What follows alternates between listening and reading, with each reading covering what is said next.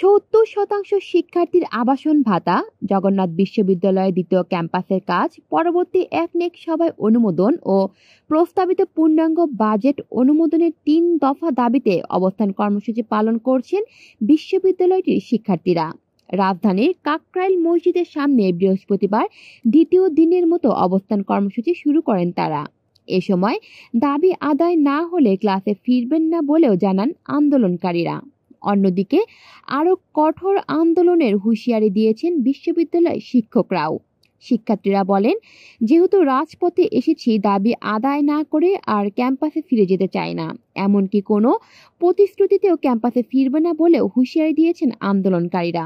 এদিকে বুধবার রাতে সরকারের ঊর্ধ্বতনদের সাথে বৈঠক করে কোনো ইতিবাচক সাড়া না পাওয়ার কথা জানিয়েছে বিশ্ববিদ্যালয়ের শিক্ষক সমিতির সাধারণ সম্পাদক অধ্যাপক মোহাম্মদ রইজুদ্দিন। তিনি বলেন, দাবি পূরণ না হলে সারা দেশে ছড়িয়ে পড়বে আন্দোলন। এর আগে বুধবার সকালে 3 দফা দাবি নিয়ে প্রধান উপদেষ্টার বাসভবন যমুনার অভিমুখে লং মার্চ করেন জগন্নাথের শিক্ষার্থীরা। এ সময় পুলিশের বাধার মুখে কাকরাইল মোড়ে অবস্থান নিয়ে দিনভর আন্দোলন করেছে শিক্ষার্থীরা। কলি শিকদার, বাংলা নিউজ নেটওয়ার্ক।